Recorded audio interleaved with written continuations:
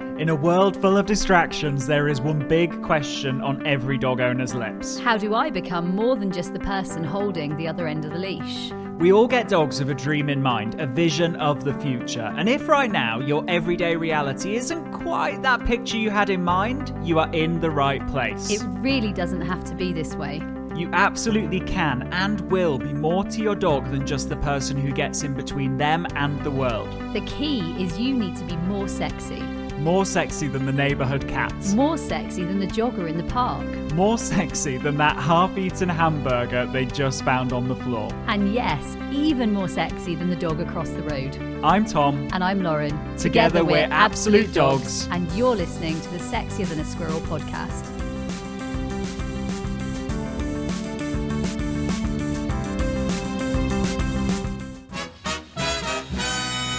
Hello and welcome to the Sexier Than a Squirrel podcast, the podcast that teaches you how to overcome your dog training struggles through games. So we have a real life struggle from one of our Sexier Than a Squirrel students. Her name's Suzanne, and she's struggling with her street dog. Now, one of her observations is that he's good in the house, he's good in the back garden, he's petrified of strangers, he hates going on walks, he's nervous of traffic, he's nervous of noises, he's scared of the wheelie bin, scared of men, does like other dogs. Does go to daycare, and he goes to daycare twice a week. Most of all, she wants to know, do street dogs or rescues respond differently to training than, say, a UK dog? Yeah. That is her question. Yeah. Now, this is very topical for me because but lately, I'd say over the past few months, I'd say probably about 60% of the behavior consults that I've done have that label of they are a street dog, and they've potentially come from a different country. Now,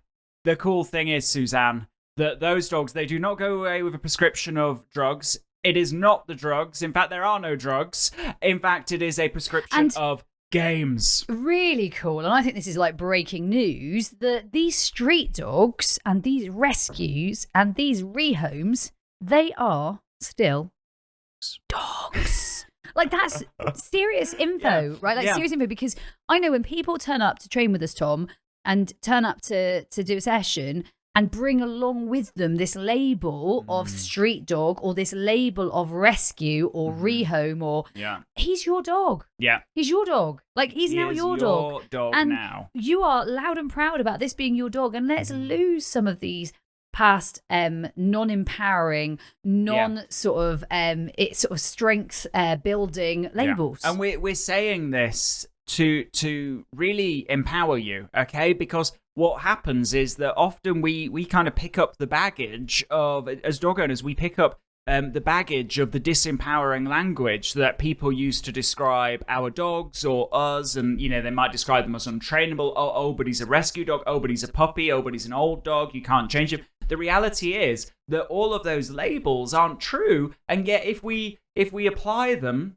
to ourselves and apply them to our dogs, they become self-fulfilling prophecies. For sure. And I think something here that's really, really powerful is the more that we discuss them with other people and the more that we give this label to the trainer, to the friend, to the neighbour, to the local postman, whoever it might be, then everybody starts to use this label and everybody starts to give this information. And actually, this, like you said, it just becomes bigger and bigger. The story gets bigger, right, Tom? Yeah, absolutely. Now, what we want to do, Suzanne, is think about the gifts that we can give your dog and the gifts that you can give your dog. And the first gift that I think it's really important you give your dog is the gift of knowing that they can impact the situation for the better. In other words, they are not helpless. They can do something that will lead to a great thing happening. Now, how are we going to do that, and why is it important? Well, it is quite possible that at some point, and any dog can learn this, okay, regardless of their background, that they've learned that no matter what they do, it's not going to get better. And so what we're going to challenge you to do is teach your dog with a specific object. It might be a book, it might be a stool, it could be anything, to put their front paws on the object. Now, the way that you're going to do that is you're going to get some of their daily food allowance, you're going to pop the object in front of you, and as they approach the object, you are going to feed them in such a way that those front feet hit the object. When they do, we're going to feed, we're going to throw a piece of food away, and we're going to repeat the process. Now what we want you to do is start to take this object to different locations around the house, in the garden, maybe take it outside the house sometimes. And what it is your dog's portable vending machine, but it's actually the button that they get to press that leads to a positive outcome. Why is this important? One, it's a conversation starter for you and your dog in scary or exciting situations. The second thing is that they learn that what they learn at home applies to other situations as well, and we can use this object to teach them that. So that's the first gift that we're going to give them. I think just in addition to that, then I want to just touch base very quickly for those of you that are saying, but I feed raw, or I couldn't do that. You can put your dog's food into a squeezy tube. Yeah. We've just been using these ourselves. Yeah, and you can pop some of their daily food, whether you feed raw or you feed kibble, you feed dehydrated or you feed rehydrated or you feed any other form or fashion of dog food, because most of all, you've got to make it work for you and it's got to work for your team. So for me, that's something I would do with my dogs when they are, say, having a different meal. It's something I might use in a squeezy tube. So I just wanted to add that one in there, Tom, because I know how important it is we facilitate however you're going to reward your dog. Absolutely. Now, second gift that you are going to give your dog, Suzanne, is actually the gift of optimism. And I just love it when we gift this, because I think for so many dogs and owners, until this point, the relationship can be lost, because it's painful when you have a dog who, like you said, is petrified of strangers, hates going on walks, nervous of traffic, literally scared of the wheelie bin, scared of men, scared of pretty much everything noisy. Like it's painful. Yeah. It's painful for you. It's painful for him. So most of all, the gift of optimism is very special. And the reason why, just to kind of clarify, the reason why we're talking about these gifts that you can give your dog and giving you some kind of easy to action stuff is we know, because we've had it, where we've taken on, the disempowering labels that somebody has given our dogs of there's no hope, they're untrainable. You almost, initially, you have a sense of relief, like a sense of, oh, good, there's nothing I could do about it. And then, we come along and say, oh, no, absolutely, you can change this, and absolutely there's stuff that you can do. You could then enter a phase of overwhelm or a phase of guilt. The reality is that it's about daily action that is going to move you forward. It's about daily action that's going to reshape your dog's brain. And these struggles can be transformed. We don't want you to feel overwhelmed. We just want you to action what we're saying. And I think the biggest thing here is take little steps. You don't need to take a massive step. It doesn't need to be the whole hog. You literally can take a tiny, tiny step, one step at a time, one foot in front of the other, one celebration. Celebrate the little things. Celebrate a shake off. Celebrate the fact that you did really, really minute things in the normal world, and yet for you, they're big. Yeah, absolutely. And what would be a small win for you could be a huge win for somebody else. So we need to celebrate each and every one. So how do we grow optimism? Well, we want to keep it actionable here. So what we're going to say is get your dog's daily food allowance. Stick it in a bag or a squeezy tube if you feed raw. And every time something happens throughout the day, whether it be a noise, whether it be a shadow passing the window, whether it be hearing a dog bark in the distance, whatever it is, you are going to deliver a positive outcome. Now, how do we deliver positive outcomes? We're going to deliver their daily food allowance. And that is games-based daily food allowance. Like for your dog, it's empowering. For you, it's energetic. It's fun all round. Now, if you're not already part of the Sexy and the Squirrel program that we're responding to when we say for Suzanne and the games and the things that she wants to do, you absolutely can be part of that too, right, Tom? Yeah, absolutely. And so all you've got to do, guys, if you've not taken part in the challenges, head to absolutedogs.me/sexy. You'll learn about all the games, all the tools in the Sexier Than a Squirrel challenge. There's over a 70% discount, so get involved. Now, third gift that we would say you should give your dog, Suzanne, is actually it's a gift for both of you, and that is the gift of taking the pressure off. And I think when you take pressure off yourself, let alone your dog, you're going to see results straight away, because actually you're giving yourself a break. And I think when we give ourselves a break, we give ourselves a pat on the back, we make sure that we know that we're doing our best, we're trying.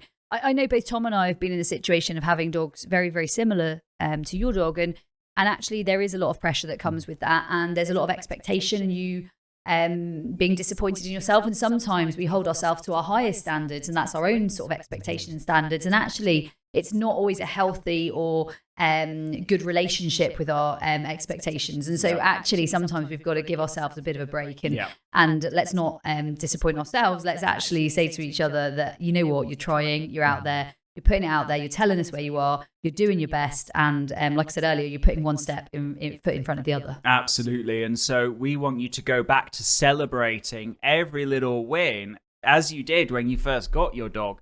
Because probably what's happened over time is that those little wins have become expectations, and therefore you've lost the joy of being able to celebrate those.